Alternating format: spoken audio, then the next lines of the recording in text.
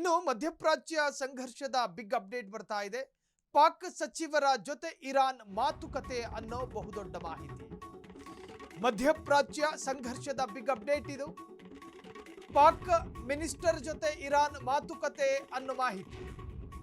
Iran ವಿದೇಶಾಂಗ ಸಚಿವ ಅಬ್ಬಾಸ್ ಆರಗ್ಜಿ ಪಾಕಿಸ್ತಾನದ ಆಂತರಿಕ ಸಚಿವ ಮೊಹಸಿನ್ ನಖ್ವಿ ಭೇಟಿ. ಟೆಹರಾನ್ನಲ್ಲಿ ಯುದ್ಧ ಕುರಿತು ಮೊಹಸಿನ್ ನಖ್ವಿ ಚರ್ಚೆ. ಇರಾನ್, ಅಮೆರಿಕ, ಇಸ್ರೇಲ್ ನಡುವೆ ಸಂಧಾನ ಆಗುತ್ತಾ? ಶೀಘ್ರ ಮಧ್ಯಪ್ರಾಚ್ಯ ಯುದ್ಧ ಕೊನೆಯಾಗುತ್ತಾ ಅನ್ನೋ ಅತಿ ದೊಡ್ಡ ಅಪ್ಡೇಟ್ ಇದು. ಎಲ್ಲ ಒಂದು ಕಡೆ ನಿನ್ನೆ ಡೊನಾಲ್ಡ್ ಟ್ರಂಪ್ ಇರಾನ್ ಜೊತೆ ಯುದ್ಧ ಮಾಡೋದಕ್ಕೆ ನಾವೆಲ್ಲ ತಯಾರಿಯಲ್ಲಿದ್ದೀವಿ, ಮಿಲಿಟರಿಗಳನ್ನ ಇರಾನ್ ಸುತ್ತಲೂ ನಾವು ನಿಲ್ಲಿಸ್ತೀವಿ, ಈ ಅರ್ಥದಲ್ಲಿ ಮಾತನಾಡಿದ್ರು.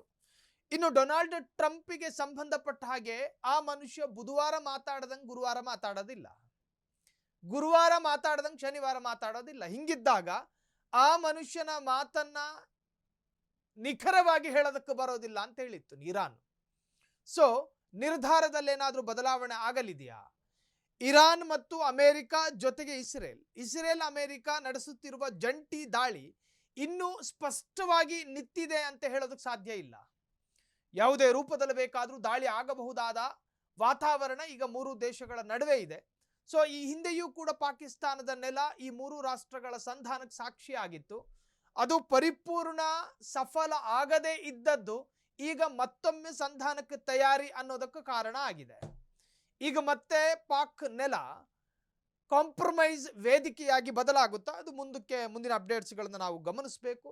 ಸೊ ಈವರೆಗೂ ಖಚಿತವಾಗಿ ಹೇಳೋದಕ್ಕಾಗೋದಿಲ್ಲ ಸಂಧಾನ ಸಕ್ಸಸ್ ಅನ್ನೋದು. ಈಗ ಮತ್ತೆ ಪಾಕಿಸ್ತಾನ ಮಧ್ಯಪ್ರವೇಶ ಮಾಡಿ ಮೂರು ದೇಶಗಳ ನಡುವೆ ಸೌಹಾರ್ದ ನಾವು ನೆಲೆಸ್ತೀವಿ ಅಂತ ಹೇಳಿ ಈಗ ಸಂಧಾನಕ್ಕೆ ಸಕಲ ತಯಾರಿಗಳನ್ನು ಮಾಡಲಾಗ್ತಾ ಇದೆ. ಒಟ್ಟಾರೆ ಸಂಧಾನ ಆಗುತ್ತಾ ಅನ್ನೋ ಪ್ರಶ್ನೆ ಇಡೀ ಜಗತ್ತಿನ ಮನುಷ್ಯರನ್ನ ಕಾಡುತ್ತಿದೆ.